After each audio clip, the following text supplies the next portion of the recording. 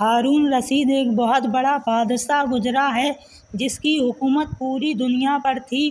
اس کے زمانے میں بہلول نام کی ایک بزرگ تھے۔ وہ اللہ کے بہت بڑے ولی تھے، اس لیے ہارون رشید ان کا بہت احترام کیا کرتا تھا۔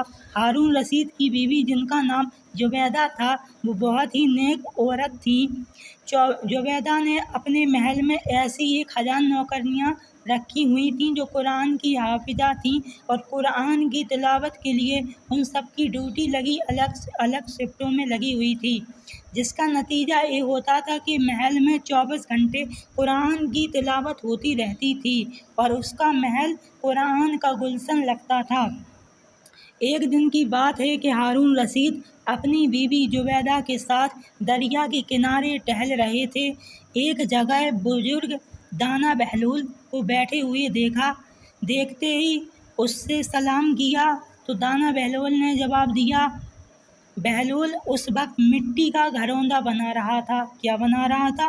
مٹی کا گھروندا بنا رہا تھا۔ ہارون رشید نے پوچھا، کیا کر رہے ہو؟ بہلول نے جواب دیا، ریت میں گھر بنا رہا ہوں۔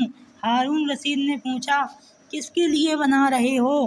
بہلول نے جواب دیا، جو اس گھر کو خریدے گا میں اس کے لیے دعا کروں گا کہ اللہ تعالیٰ اس کو جنت میں گھر عطا فرمائے۔ سبحان اللہ، سبحان اللہ۔ ہارون رشید نے پوچھا، اس گھر کی کیا قیمت ہے؟ بہلول نے جواب دیا، صرف 1 دینار۔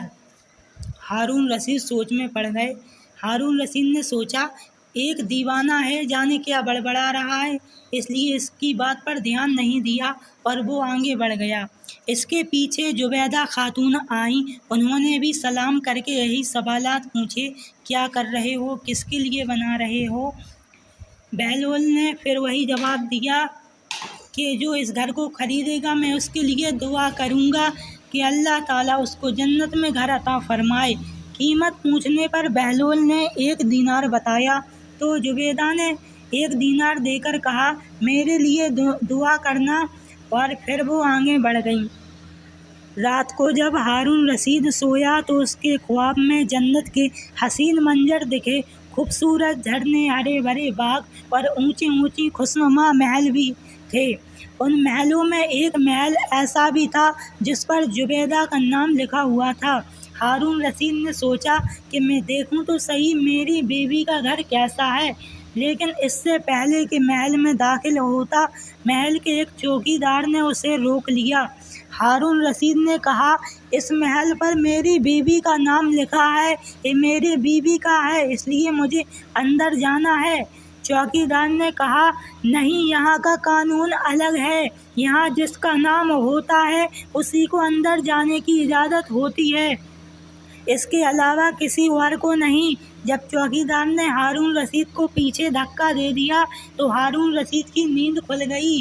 جاگنے پر اسے یقین ہو گیا کہ بہلول کی دعا زبیدہ کے حق میں قبول ہو گئی، اور خود پر افسوس کرنے لگا کہ میں بھی اپنے لیے ایک گھر خرید لیتا تو کتنا اچھا ہوتا۔ وہ ساری رات اسی افسوس میں کروٹیں بدلتا رہا۔ صبح آنکھ کھلی تو اس نے سوچا کہ آج ضرور میں دریا کے کنارے جاؤں گا اور بہلول سے دعا کروا کے اپنے لیے جنت میں ایک مکان ضرور خریدوں گا۔ اگلے دن وہ دریا کے کنارے بہلول کو تلاش کرتے ہوئے ادھر ادھر دیکھ رہا تھا کہ اس نے پھر بہلول کو اسی طرح کا مکان بناتے دیکھا تو قریب جا کر سلام کیا اور بہلول نے جواب دیا۔ اس کے بعد پھر وہی سوالات شروع ہو گئے۔ ہارون رشید نے پوچھا، کیا کر رہے ہو؟ بہلول نے جواب دیا، ریت میں گھر بنا رہا ہوں۔ ہارون رشید نے پوچھا، کس کے لیے بنا رہے ہو؟ بہلول نے جواب دیا، جو اس گھر کو خریدے گا میں اس کے لیے دعا کروں گا کہ اللہ تعالیٰ اس کو جنت میں گھر عطا فرمائے۔ ہارون رشید نے پوچھا، اس گھر کی کیا قیمت ہے؟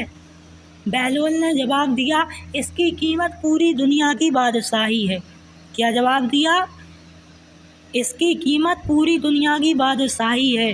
ہارون رشید نے کہا، اتنی قیمت تو میں نہیں دے سکتا، لیکن کل تو صرف 1 ہی دینار دے کے بدلے تھے اور آج پوری دنیا کی بادشاہی مانگ رہے ہو۔ بہلول نے کہا، بادشاہ سلامت، کل بنا دیکھے معاملہ تھا اور آج देखा हुआ मामला है।